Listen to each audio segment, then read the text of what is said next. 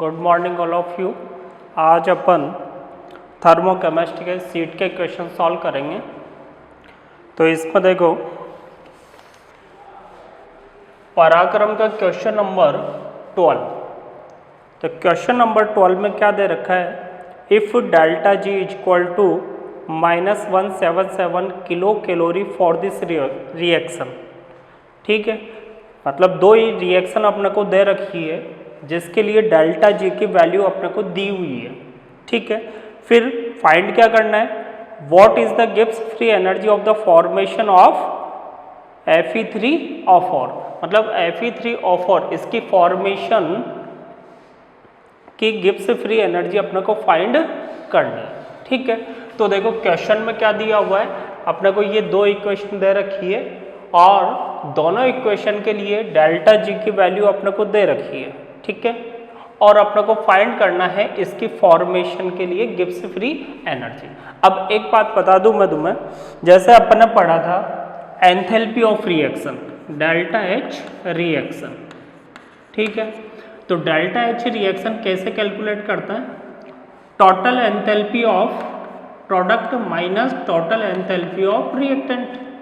जो मैंने बताया था कि ये पर मोल दे, इसकी वैल्यू पर मोल दी हुई होगी, तो नंबर्स ऑफ मोल से मल्टीप्लाई करके ये वैल्यू अपन कैलकुलेट करेंगे। तो जिस प्रकार से अपन डेल्टा एच फाइंड करते हैं, सेम उसी प्रकार से डेल्टा जी या डेल्टा एस जो भी अपने को पूछा जाए तो सेम वही तरीका है। तो डेल्टा जी फॉर रिएक्शन के लिए क्या करोगे,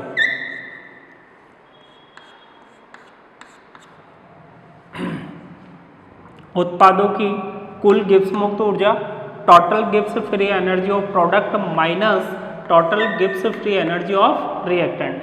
वही उत्पादों की गिब्स कुल गिब्स मुक्त ऊर्जा में से अभिकारकों की कुल गिब्स मुक्त ऊर्जा माइनस कर दोगे। It means difference of total Gibbs free energy of product minus total Gibbs free energy of reactant and delta G delta S. तो delta S is equal to होगा S product minus S reactant. It means चाहे अपने को delta H find करना हो, चाहे delta G find करना हो, चाहे डेल्टा एस अपने को फाइंड करना हो, सबका मेथड अपना वही है। इट मीन्स प्रोडक्ट की टोटल में से रिएक्टेंट का टोटल अपने को माइनस करना। ठीक है, तो अब 1 2 ये दो रिएक्शन अपने को दी हुई है क्वेश्चन में, और अपने को पूछ रहा है कि इसकी फॉर्मेशन के लिए गिब्स फ्री एनर्जी अपने को फाइंड करनी। ठीक है, तो फॉर्मेशन एंथैल्पी पढ़ा था अपन ने। तो फॉर्मेशन का मीनिंग क्या होता है कि इस साइड में इसका होना चाहिए 1 मोल। ठीक है, इसका कितना मोल होना चाहिए अपने पास, 1 मोल। और इस साइड में अपने पास क्या होना चाहिए, stable state of element. It means only इस साइड में एलिमेंट होना चाहिए। तो आयरन एलिमेंट हो गया, ऑक्सीजन एलिमेंट हो गया, और इसका अपने पास 1 मोल हो गया।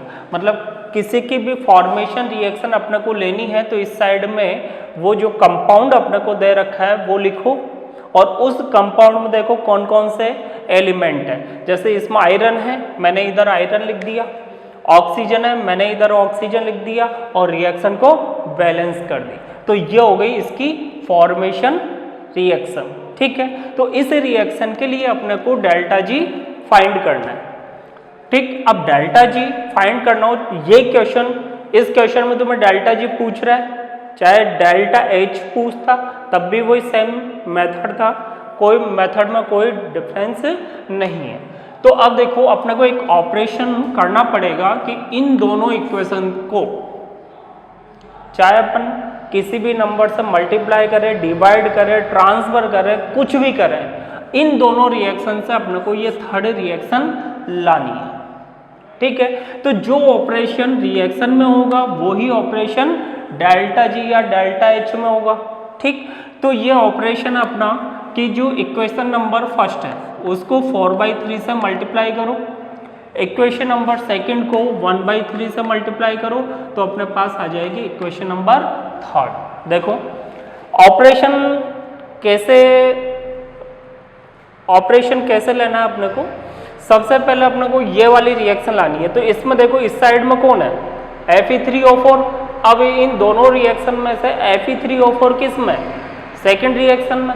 अब सेकेंड रिएक्शन में है तो अपने को लाना है प्रोडक्ट साइड में। तो इसमें प्रोडक्ट साइड में इट मीन्स ये रिएक्शन क्या, ये इक्वेशन क्या होगी, ऐड होगी, तभी प्रोडक्ट साइड में आएगा। अगर ये रिएक्टेंट साइड में होता तो फिर ये रिएक्शन माइनस होती, तब जाके ये किधर आता, प्रोडक्ट साइड में। ठीक है, तो पहले तो ये पता चल गया कि ये प्रोडक्ट साइड में आएगा अगर इसको ऐड करेंगे तो। फिर दूसरा देखो यहाँ पर कितना लिखा हुआ है 3, जबकि अपने को कितना मोल चाहिए 1 मोल। तो सिंपल सी बात है, इस रिएक्शन को जब तुम 3 से डिवाइड करोगे तब जाके अपने पास 1 मोल Fe3O4 आएगा। तो इसलिए इक्वेशन सेकंड को वह थर्ड से 3 से डिवाइड करोगे और ऐड करोगे। ये तो हो गया इसका इक्वेशन रिएक्शन सेकंड का ऑपरेशन।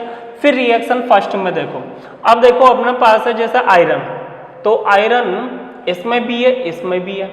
ठीक है, तो आयरन से भी ले सकते हो, लेकिन ऑक्सीजन से लोगे तो वो थोड़ा ज़्यादा इजी पड़ेगा, क्योंकि ऑक्सीजन केवल अपने पास रिएक्शन फर्स्ट में है, सेकंड में अपने पास ऑक्सीजन नहीं है। ठीक है, तो अपने पास देखो एक ही जगह ऑक्सीजन ओनली रिएक्शन फर्स्ट में। ठीक है, अब अपने को क्या चाहिए, ऑक्सीजन चाहिए रिएक्टेंट साइड में। इसमें ऑक्सीजन रिएक्टेंट साइड में, इट मीन्स इक्वेशन फर्स्ट क्या होगी, ऐड होगी, तभी ये रिएक्टेंट साइड में आएगा। अब यहाँ पर अपने पास 2 और यहाँ पर है 3/2। अपने को कितना लेना है 2, तो इस 3/2 को मैं कितने से मल्टीप्लाई करूँ, 3/2 को कितने से मल्टीप्लाई करूँ कि मेरे पास 2 आ जाए, है? तो कितने से मल्टीप्लाई करेंगे, 4/3 से। 4/3 से मल्टीप्लाई कर दे कितना आ जाएगा 2। ठीक है, तो इक्वेशन फर्स्ट को मैं कितने से मल्टीप्लाई कर दूं, 4/3 से, और इसको ऐड कर दूं तो अपने पास कौन सी रिएक्शन मिल जाएगी, ये वाली। अब ये ऑपरेशन करके देखो, ये ऑपरेशन जो अपन ने लिया है वो सही है या नहीं है। तो इक्वेशन फर्स्ट को 4/3 से मल्टीप्लाई करो तो ये हो गया 8/3 आयरन, और 4/3 तो 2O2 और 4/3 Fe2O3। ठीक है, तो जब इस रिएक्शन को अपन ने 4/3 से मल्टीप्लाई किया है तो ये एक प्रॉपर्टी थी कि जिस नंबर से तुम मल्टीप्लाई करोगे या डिवाइड करोगे, आपका जो थर्मोडायनेमिक फंक्शन है वो भी उसी नंबर से मल्टीप्लाई या डिवाइड होगा। ठीक है, तो जब इसको 4/3 से अपन ने मल्टीप्लाई किया है तो डेल्टा जी भी आपका 4/3 से मल्टीप्लाई होगा। तो इसको 4/3 से मल्टीप्लाई किया तो ये इस रिएक्शन के लिए हो गई अपने पास डेल्टा जी। ठीक है, इक्वेशन सेकंड को मल्टीप्लाई करना था अपने को 1/3 से, यो बोल दो, या इसको ऐसा ही बोल सकते हो कि 3 से अपने को डिवाइड करना था। तो 1/3 से इसको मल्टीप्लाई करो, यहाँ आ गया 4/3, यहाँ आ जाएगा 1/3 और वहाँ पर आ जाएगा आपका 1। तो इस रिएक्शन को अपन ने जब 3 से डिवाइड किया तो डेल्टा जी भी आपका कितने से डिवाइड हो जाएगा, 3 से। ठीक है, तो ऑपरेशन ये ऑपरेशन ले लिया अपन ने। अब इन दोनों रिएक्शन को जब ऐड करोगे तो क्या इक्वेशन थर्ड आ रही है, चेक करो। तो ऐड करके देखो, इसको अपने को लाना आयरन, तो आयरन यहाँ पर अपने पास 1/3, एक है अपने पास 8/3, तो 8/3 प्लस 1/3 कितना हो गया 9/3, और 9/3 कितना हो गया 3, तो आयरन कितना आ गया अपने पास 3। O2 देखो, O2 इधर कहीं भी नहीं है, केवल 2O2। ठीक है, 4/3 है, फेरिक ऑक्साइड से 4/3, फेरिक ऑक्साइड ये कैंसिल हो गया आपका, और ये बचा आपका 1 मोल।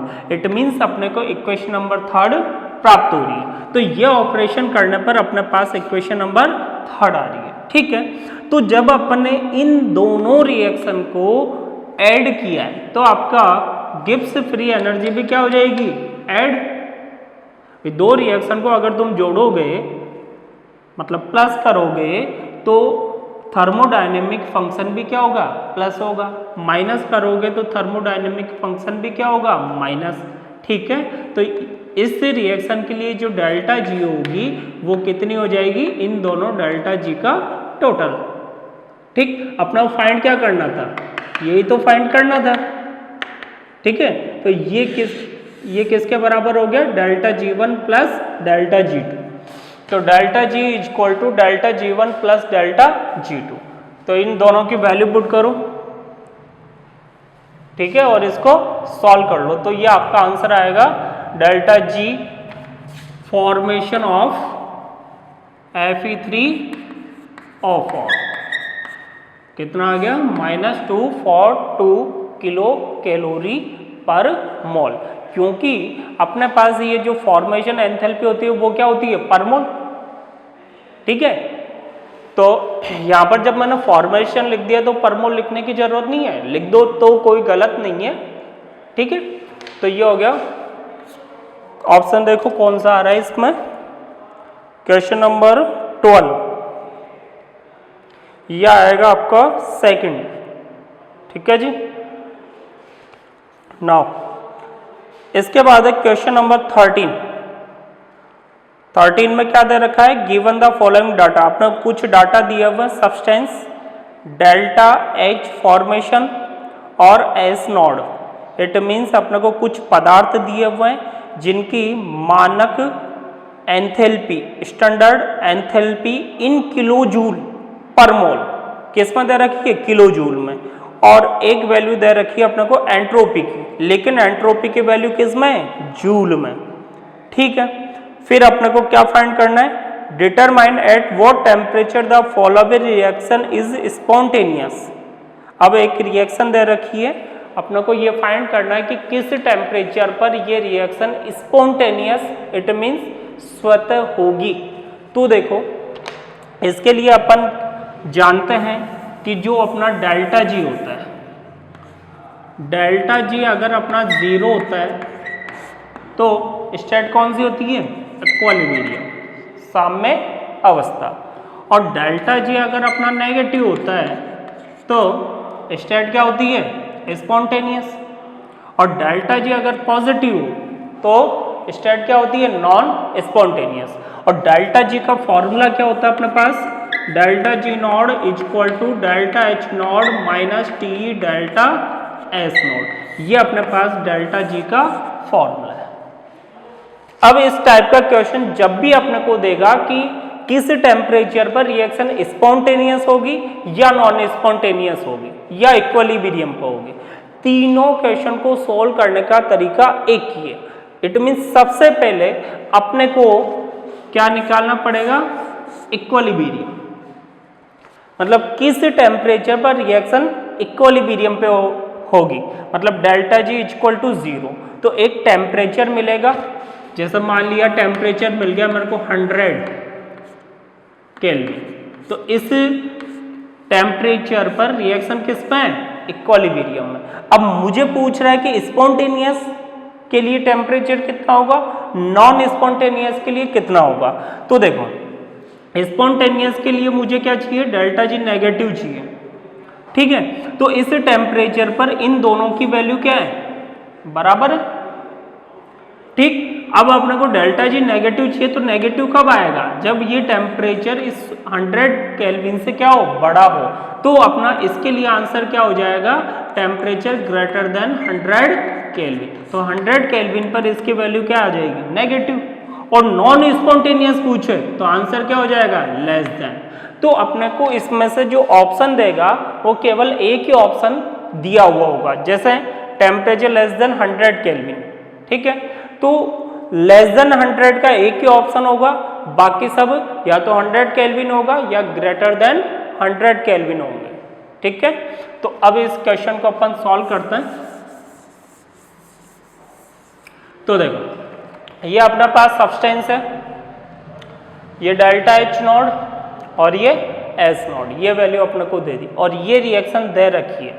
अब इस रिएक्शन के लिए पूछ रहा है कि वो टेम्परेचर बताओ जिस पर रिएक्शन क्या है, स्पॉन्टेनियस, इट मीन्स स्वतः। ठीक है, तो तरीका क्या है, सबसे पहले डेल्टा G निकालो और डेल्टा G को कितना मानो, 0। 0 पर रिएक्शन क्या हो जाएगी, इक्विलिब्रियम। ठीक, फिर ग्रेटर देन या लेस देन के बेस पर अपन बता देंगे कितना टेम्परेचर होगा। तो ये अपने रिएक्शन है।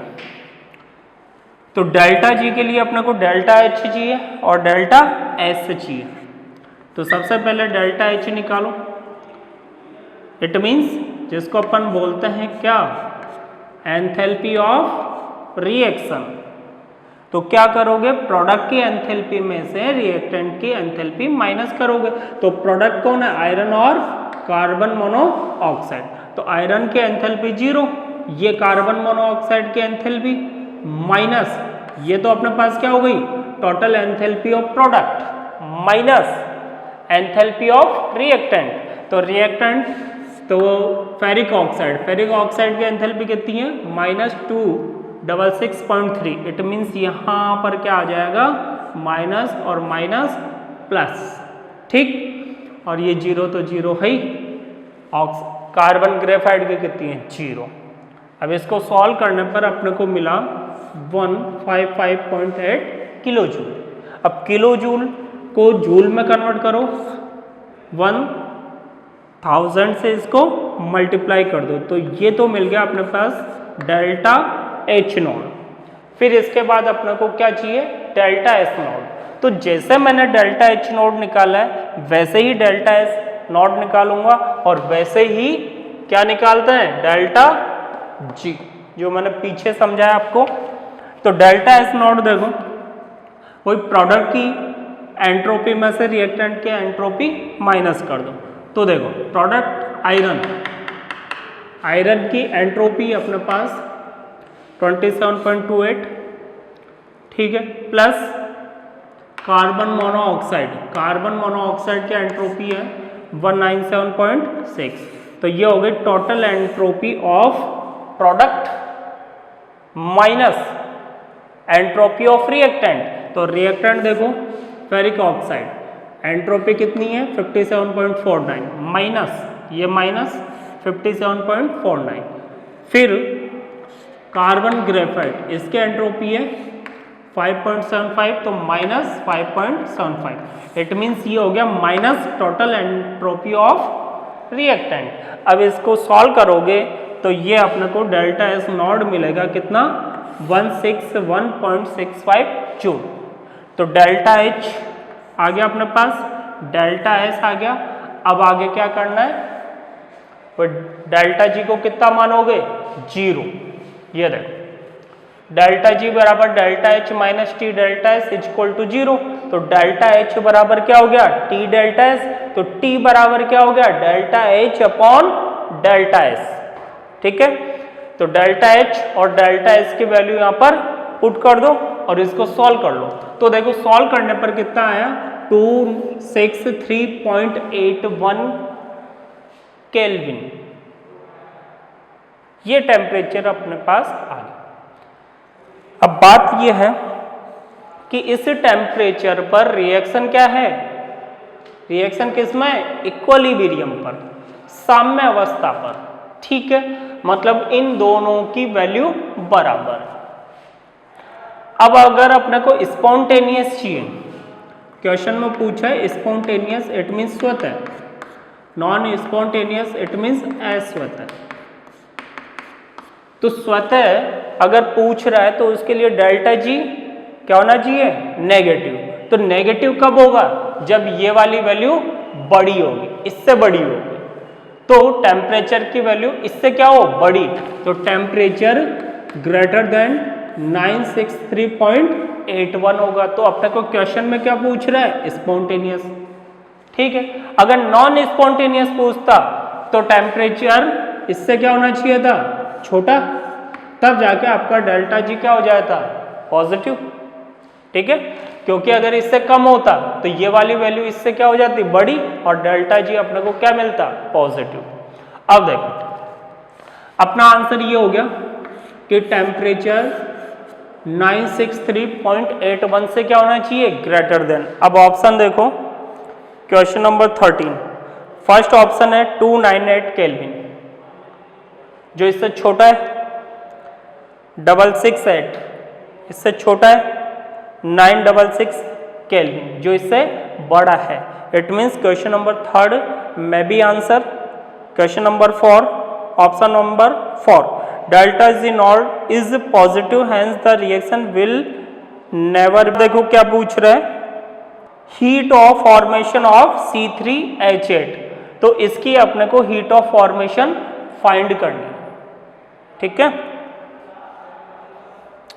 और इसके लिए अपने को एक रिएक्शन दे रखी है और delta H not it means heat of reaction, अभिक्रिया की एंथैल्पी का मान अपने को दिया हुआ है किसमें, किलो जूल में, ठीक है। अब इसको सॉल्व करेंगे तो देखो अपने पास ये वाली रिएक्शन दे रखी है, एक दो डाटा अपने को दिए हुए हैं, और तीसरा ये बात अपन करें कि जो एलिमेंट होता है स्टेबल स्टेट ऑफ एलिमेंट, उसकी एंथैल्पी की वैल्यू कितनी होती है, 0। तो अपने पास एलिमेंट कौन है, ऑक्सीजन, तो इसके लिए तो एंथैल्पी कितनी हो जाएगी आपकी, 0। इसकी अपने को फाइंड करनी है, ठीक है। इसकी अपने को दी हुई है और इसकी भी अपने को दी हुई है, ठीक। तो कोई दिक्कत है ही नहीं, सबकी वैल्यू पुट कर दो और इसको कैलकुलेट कर लो। तो देखो डेल्टा HR, तो अभिक्रिया की एंथैल्पी अपने को दी हुई है, तो अभिक्रिया की एंथैल्पी कैसे निकालोगे, एंथैल्पी ऑफ प्रोडक्ट, ये अपना प्रोडक्ट, ठीक।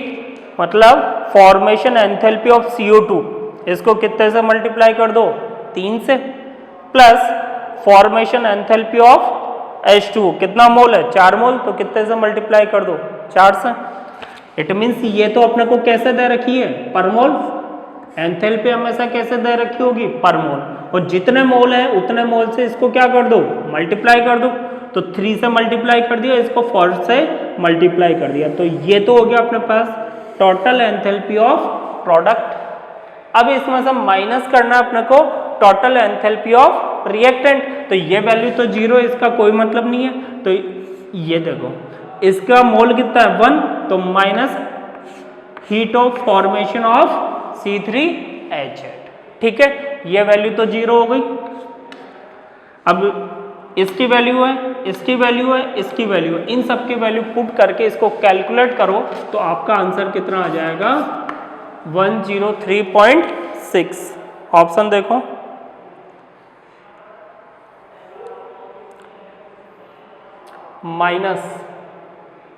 माइनस में आएगा ये, और माइनस में नहीं भी दे रखा है तब भी कोई दिक्कत नहीं है।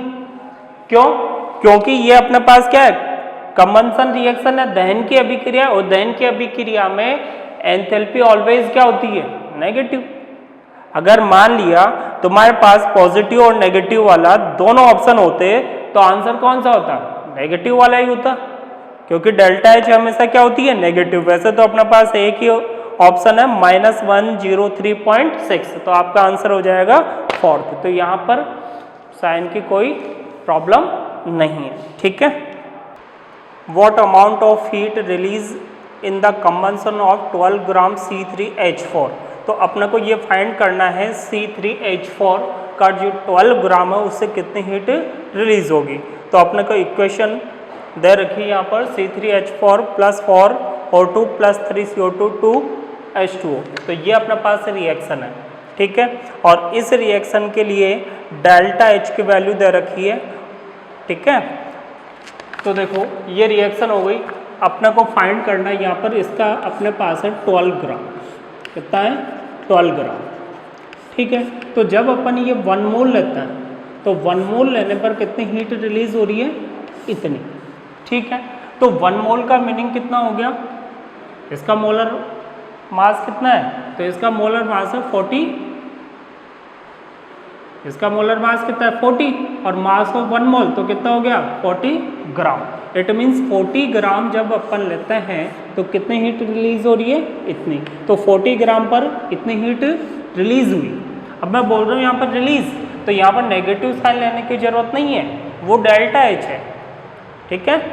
तो जब मैं रिलीज वर्ड बोल रहा हूँ तो उसमें नेगेटिव साइन ऑटोमेटिकली इंक्लूड है।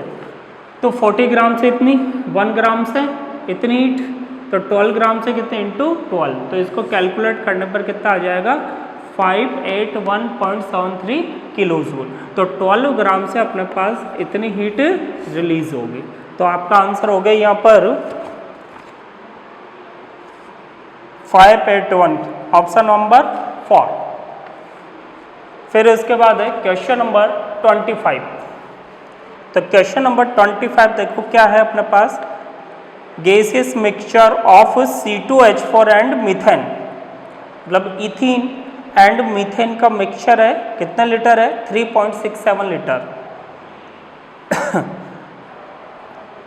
2:1 बाई मॉल्स, इनका मोलर रेशियो कितना है, 2:1। तो देखो इसका मीनिंग क्या हुआ, इथीन और मीथेन दोनों का मोलर रेशियो अपने पास 2:1, ठीक है, और अपने को टोटल वॉल्यूम दे रखा है, तो मोलर रेशियो और वॉल्यूम रेशियो क्या रहेगा, इक्वली रहेगा, क्योंकि यहाँ पर अपने पास दोनों क्या है, गैस है। जैसे अपन ने पढ़ा था HTP पर 1 मोल गैस का वॉल्यूम कितना होता है, 22.4 लीटर। तो यहाँ पर जैसे मान लिया 2 मोल है, इसका 1 मोल है, तो जो वॉल्यूम रेशियो होगा तो इंटू 22.4 करोगे, इसको भी इंटू 22.4 करोगे, तो रेशियो तो वही रहेगा। तो मोलर रेशियो और वॉल्यूम रेशियो दोनों यहाँ पर क्या रहेंगे, सेम। तो ये हो गया अपने पास वॉल्यूम रेशियो। अब सबसे पहले अपन ये फाइंड करें कि कितना लीटर अपने पास मीथेन है और कितना लीटर अपने पास इथीन है, ठीक है। तो 2:1 और टोटल वॉल्यूम है अपने पास 3.67 लीटर। तो वॉल्यूम ऑफ इथीन, तो इसका प्रोपोर्शन कितना है, 2, टोटल कितना है 2 + 1 3 इंटू 3.67, ठीक है। तो ये हो गया 2.45 लीटर। तो इतना लीटर तो हो गया अपने पास इथीन। और मीथेन की बात करें, या तो डायरेक्ट इसमें से ये माइनस कर दो, या इसका पार्ट कितना है 1, तो 1/3 इंटू दिस, तो ये हो गया 1.22 लीटर। तो ये दोनों का अपने पास वॉल्यूम आ गया, ठीक है, दोनों गैसेस का अपने पास वॉल्यूम आ गया। अब आगे क्या कह रही है, अब आगे कह रहे हैं 825 degree Celsius and 1 ATM.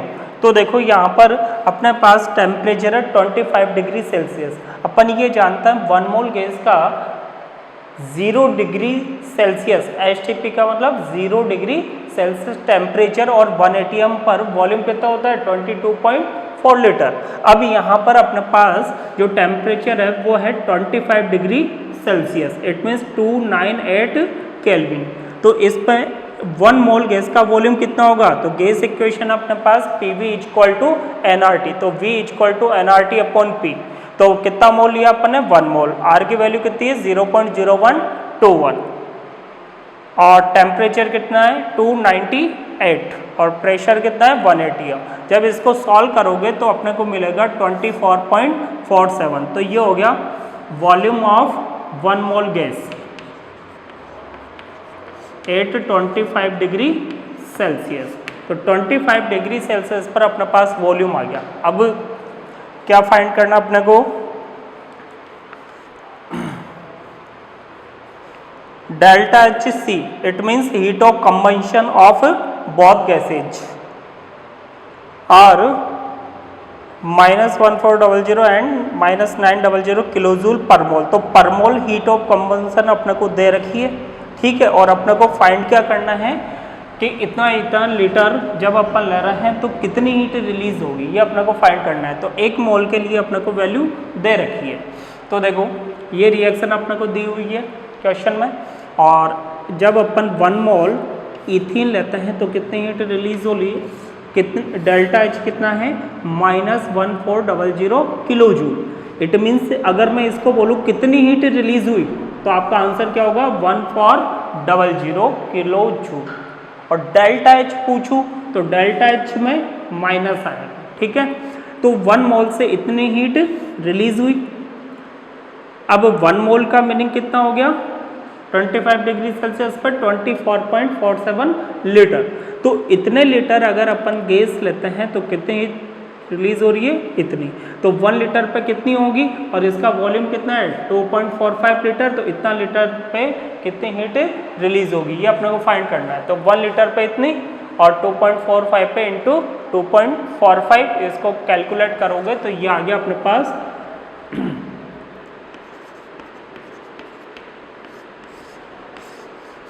Heat release during the combustion of ethene. कितना लीटर? 2.45 लीटर। तो इतने लीटर से अपने पास इतनी हीट रिलीज होगी। उसी प्रकार से ये पूछ रहा है कि जो मीथेन है उसका 1.22 लीटर जब अपन ले रहे हैं तो कितनी हीट रिलीज होगी। ठीक है, ये रिएक्शन हो गई। सेम इसी टाइप से सॉल्व करना है अपने को।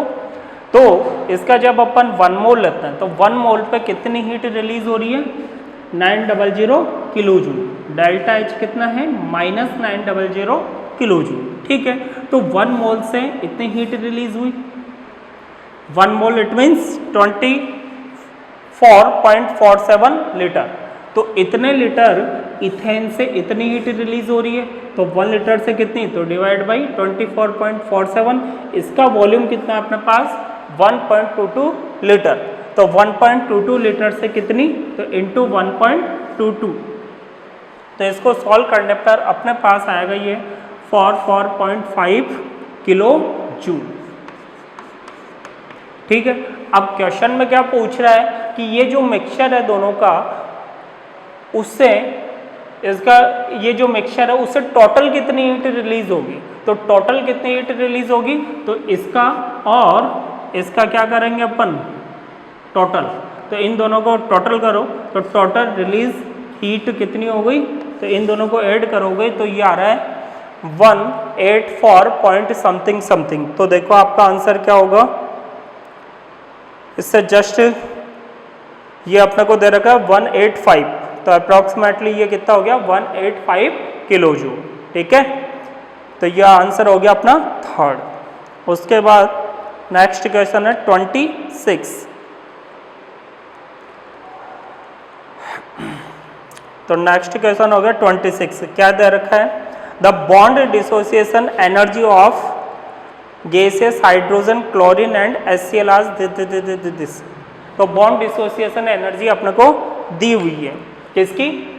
हाइड्रोजन, क्लोरीन और HCl की। तीनों की फिजिकल स्टेट अपने पास क्या है? गैस। और इस साइड में भी वही गैस।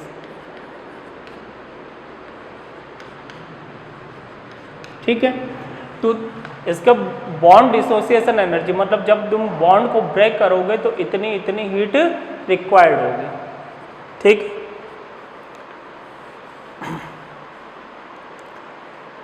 किलो कैलोरी पर मोल, मतलब इनका 1 मोल लेते हैं तो इतनी हीट रिलीज हो रही है। तो ये 3 रिएक्शन हो गए अपने पास। फिर देखो आगे क्या कह रहे हैं? The enthalpy of formation of HCl gas will be. तो अपने को दे रखा है कि HCl गैस, इसकी फॉर्मेशन एंथैल्पी अपने को फाइंड करनी है। तो फॉर्मेशन एंथैल्पी के लिए क्या करोगे? जो अपने पास कंपाउंड दे रखा है उसका 1 मोल लेना है। तो कंपाउंड कौन है अपने पास? HCl। इसका लेना अपने को 1 मोल। ठीक है, इसका फॉर्मेशन किससे करोगे? स्टेबल स्टेट ऑफ एलिमेंट से। तो कौन कौन से एलिमेंट इंक्लूड हो रहे हैं इसमें? हाइड्रोजन और क्लोरीन। ठीक है, तो ये हाइड्रोजन और क्लोरीन। अब इसको बैलेंस करोगे तो इधर तो 1 मोल ही होना चाहिए, तो इधर क्या लगा दो? Half half. ठीक है, तो ये हो गई फॉर्मेशन रिएक्शन ऑफ HCl। ये क्या हो गई? Formation reaction of HCl। और इस रिएक्शन के लिए अपने को डेल्टा H रिएक्शन या अपन बोल सकते हैं heat of formation of HCl, ये अपने को फाइंड करनी है। तो ये हो गई अपनी रिएक्शन नंबर 4। ठीक है, अब अपने पास 3 रिएक्शन है और ये 4th रिएक्शन है। इन तीनों रिएक्शन से अपने को ऑपरेशन करके 4th रिएक्शन लानी है। तो ऑपरेशन क्या करोगे? देखो अपने पास हाइड्रोजन किस साइड में? रिएक्टेंट साइड में। तो जब हाइड्रोजन रिएक्टेंट साइड में है तो इक्वेशन नंबर 1 इसमें हाइड्रोजन किस साइड में? Reactant side. It means equation number 1 क्या होगी? ऐड होगी। और अपने पास यहाँ पर कितना है? 1/2। तो इक्वेशन नंबर 1 को कितने से डिवाइड करो? 2 से डिवाइड करो। तो 1/2 इंटू 1, तो 2 से डिवाइड कर दिया इक्वेशन नंबर 1 को।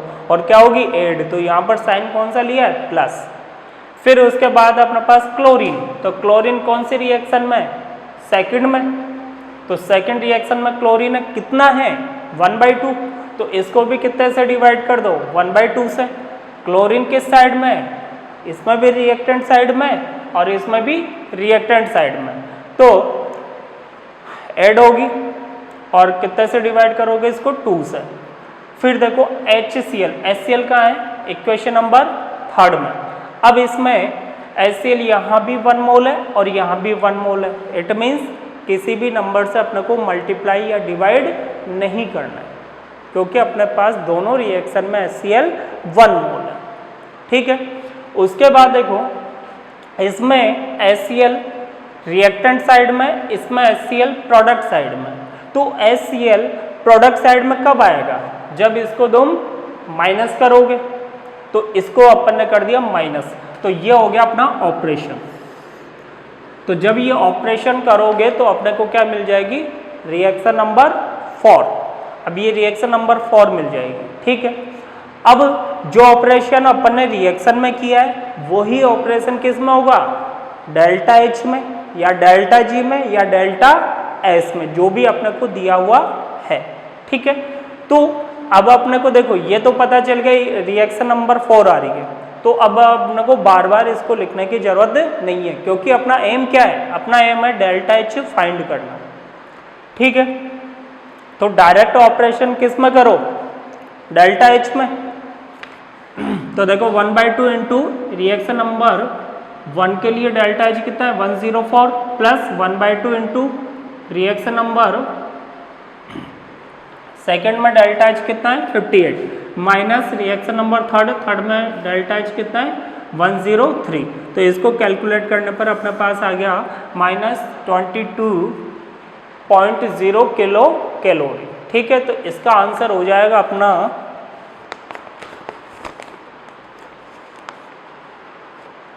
सेकंड, जबकि आंसर की में कौन सा दे रखा है, थर्ड। तो ये करेक्शन है और अपना आंसर होगा यहाँ पर सेकंड। ठीक है, फिर उसके बाद नेक्स्ट क्वेश्चन है क्वेश्चन नंबर 27। तो देखो क्या कह रहा है 27, the average SF bond energy in SF6। तो बॉन्ड डिसोसिएशन एनर्जी बताई थी मैंने, SF6 है, उसमें SF बॉन्ड एनर्जी आपको फाइंड करनी है। तो SF6 में SF बॉन्ड कितना है, SF6 में नंबर्स ऑफ SF बॉन्ड कितने हैं 6। ठीक है, तो SF6 में टोटल बॉन्ड डिसोसिएशन एनर्जी को अगर अपन 6 से डिवाइड कर दें तो अपने पास क्या आ जाएगी, बॉन्ड एनर्जी ऑफ SF पर मोल, मतलब एक मोल बॉन्ड के लिए एनर्जी आ जाएगी।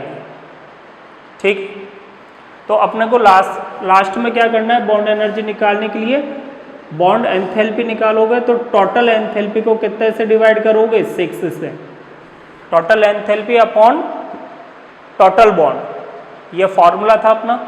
ठीक है, तो टोटल एंथैल्पी अपने को फाइंड करनी है। तो देखो SF6 की बॉन्ड डिसोसिएशन एनर्जी निकालनी है, तो रिएक्शन क्या होगी, SF6 से जब सारे बॉन्ड को ब्रेक करोगे तो सल्फर और इधर क्या बनेगा F फ्लोरीन एटम। ठीक है, भाई ऐसा बॉन्ड है, इस बॉन्ड को ब्रेक करोगे तो क्या बनेगा S और F, it means sulphur, atoms of sulphur और एटम्स ऑफ फ्लोरीन। तो ये अपनी रिएक्शन हो गई। इस रिएक्शन के लिए क्या निकालना है, डेल्टा H, और इसको कितने से डिवाइड करना है 6 से डिवाइड करना है। तो ये अपना एम हो गया। अब इसको सॉल्व करने के लिए अपने को कुछ यहाँ पर हिंट दिए हुए हैं। तो हिंट क्या है, देखो delta H formation value are this respectively for this. तो अपने को दे रखा है SF6 गैस, इसके फॉर्मेशन एंथैल्पी ये रहा। तो देखो SF6 गैस, इसकी फॉर्मेशन एंथैल्पी अपने को दी हुई है यहाँ पर -1100 -1100। यूनिट क्या है इसकी, किलोजूल पर मोल, किलोजूल पर मोल। ठीक है, तो फॉर्मेशन एंथैल्पी दी हुई है, किसका फॉर्मेशन SF6 का। तो फॉर्मेशन किससे कराओगे, एलिमेंट से एलिमेंट कौन है इसमें, सल्फर और फ्लोरीन, और इसका कितना मोल लेना है, 1 मोल। तो ये हो गई इसकी फॉर्मेशन रिएक्शन। ठीक है, फिर दे रखा है अपने को सल्फर फॉर्मेशन एंथैल्पी और सल्फर गैस। तो सल्फर गैस है, तो सल्फर की फिजिकल स्टेट कौन सी है, सॉलिड। सॉलिड से गैस में कन्वर्ट करने के लिए कितनी हीट रिक्वायर्ड होगी, 275, ये अपने को दिया हुआ है।